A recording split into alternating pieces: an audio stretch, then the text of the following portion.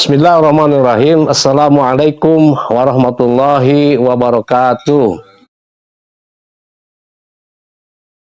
Alhamdulillahi rabbil alamin. Wassalatu wassalamu ala ashrafil anbiya'i wal mursalin Sayyidina Muhammadin wa ala alihi wa sahbihi ajmain. Amma ba'd.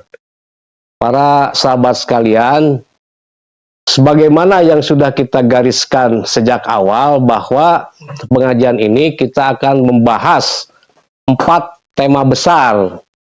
Yang pertama iman, yang kedua ilmu, kemudian yang ketiga amal, dan yang keempat imamah.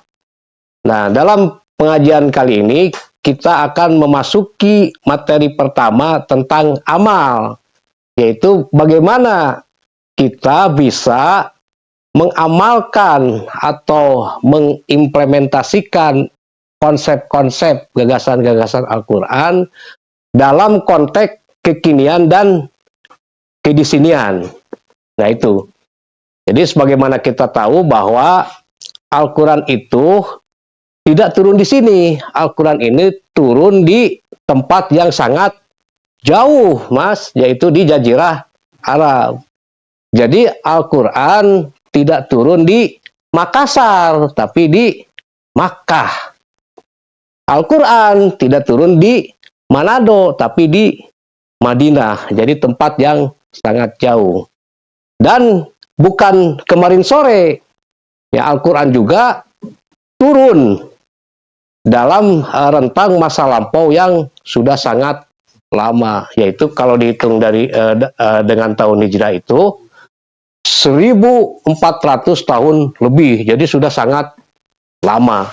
Dan dalam bahasa Arab lagi, dalam bahasa Arab, nah ini kan yang jadi masalah besar sesungguhnya. Nah, jadi kalau misalnya ya kita bandingkan misalnya, katakanlah dengan Undang-Undang Dasar 1945. Nah, itu kan produk lokal. Karena apa? Karena lahir di sini. Nah, kemudian juga belum terlalu lama karena tadi tahun 1945. Jadi kira-kira mungkin ya 8 dekade lah, 80 tahun. Dan dalam bahasa yang kita kenal, yaitu bahasa Indonesia, atau katakanlah mungkin dasarnya itu bahasa Melayu. Nah, tapi bagaimana kemudian kita lihat dalam takta sejarah, ternyata mengimplementasikan Undang-Undang Dasar 45 saja, yang itu notabene produk lokal, kemudian juga belum terlalu lama, dan dalam bahasanya sekenal, itu ternyata juga tidak mudah menafsirkan Undang-Undang Dasar 45 itu.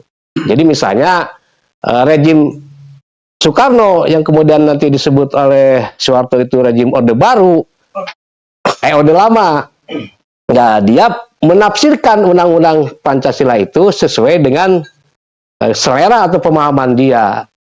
Ada demokrasi terpimpin lah dan lain sebagainya, ada nasakom dan lain sebagainya. Nah, kemudian juga misalnya ketika lahir Orde Baru itu lahir dengan gagasan melaksanakan Undang-Undang Dasar Pancasila dan Undang-Undang Dasar 45 secara murni dan konsekuen. Nah, tapi tetap murni dan konsekuen itu menurut pemahaman Soeharto, gitu. Jadi ya menurut pemahaman dia, misalkan dengan konsep ajas tunggal, tidak boleh ada ajas lain di kecuali Pancasila dan seterusnya, dengan konsep PP4 dan sebagainya. Nah, kemudian misalnya ketika masuk ke dalam era reformasi, ya tetap saja setiap pemerintahan, setiap presiden ini memiliki tafsir yang berbeda-beda sesuai dengan pemahaman mereka sendiri-sendiri, gitu ya. Nah, ini baru kita berbicara soal bagaimana implementasi dari konsep Undang-Undang Dasar 45 yang tadi saya sebutkan, dia itu produk lokal dalam bahasa yang tidak kita kenal, gitu, dan dalam waktu yang tidak terlalu lama. Nah, apalagi kalau kita berbicara tentang mengamalkan Al-Quran, berbicara tentang bagaimana mengaplikasikan gagasan-gagasan konsep-konsep Al-Quran itu di dalam konteks kekinian dan kedisinian. Nah, tentu ini akan menjadi jauh lebih sulit.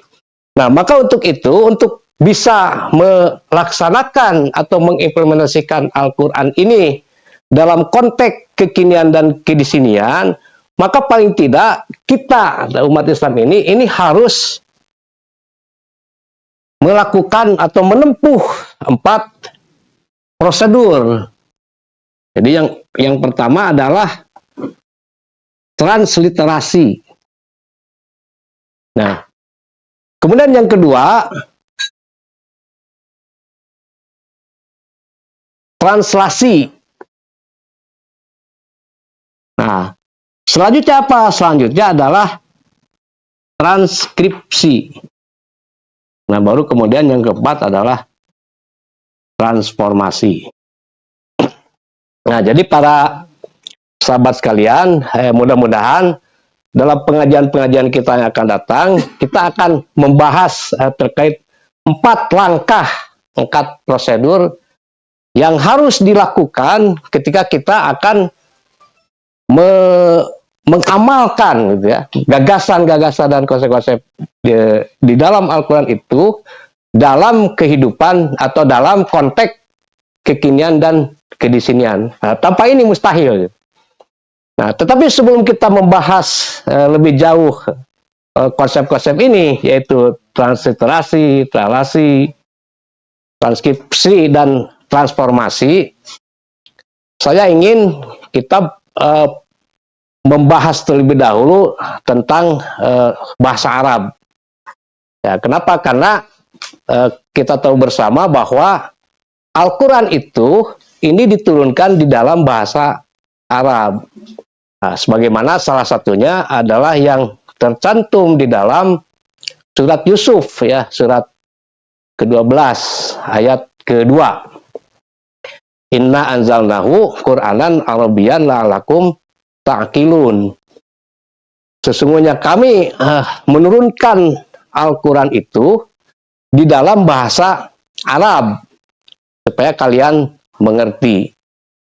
Nah itu, jadi siapa yang dimaksud kalian ini? Ya jelas orang Arab, Mas. Kalau kita kan dikasih bahasa Al-Quran, ya agak kesulitan juga untuk mengerti. Jadi untuk orang Arab mungkin. Tapi tetap kita harus tetap harus menggali ya, supaya kita juga termasuk orang-orang yang mengerti bahasa Arab, atau mengerti pesan-pesan, konsep-konsep dan gagasan-gagasan Al-Quran. Nah, kalau orang Arab mungkin tidak harus begini kalau orang Arab yang hidup di zaman dulu. Tapi karena kita ini ada rentang jarak, kemudian ada rentang waktu, dan juga ada rentang bahasa, maka kita itu supaya bisa mengaplikasikan atau mengamalkan gagasan-gagasan Al-Quran itu, ini paling tidak harus melalui 4 prosedur ini. Nah, lagi-lagi dari sebelum membahas ke sini, kita akan berbicara dulu soal bahasa Arab. Kenapa? Karena Al-Quran itu diturunkan dalam bahasa Arab. Itu salah satunya tadi, ayat yang surat Yusuf ayat 2, surat 12 ayat 2. Ya, sebetulnya cukup banyak ayat-ayat yang menjelaskan bahwa Al-Quran itu memang diturunkan di dalam bahasa Arab. Nah, jadi ya intinya bahwa bahasa Arab, nah, itu adalah kunci, salah satu kunci yang paling penting untuk memahami Al-Quran. Jadi orang yang tidak mengerti Al-Quran itu mustahil bisa mengerti Al-Quran. Nah, mengerti, jadi bukan bisa. Jadi mengerti bahasa Arab, bukan bisa bahasa Arab. Jadi orang yang mengerti bahasa Arab itu belum tentu bisa bahasa Arab. Orang yang bisa bahasa Arab juga belum tentu mengerti bahasa Arab. Pusing nggak, Mas? Bahasa Arab. Jadi orang yang mengerti bahasa Arab itu belum tentu bisa bahasa Arab. Sebaliknya, orang yang bisa bahasa Arab belum tentu juga mengerti bahasa Arab. Nah, itu biasa, Mas. Jadi misalnya saya kasih contoh begini. Pemain sepak bola itu belum tentu mengerti sepak bola, Pak Soleh. Ya, makanya perlu ada pelatih, Mas. Yang mengerti sepak bola itu pelatih, bukan pemain sepak bola. Makanya kalau tim itu kalah, siapa yang disalahkan? Bukan pemain. Yang disalahkan itu pasti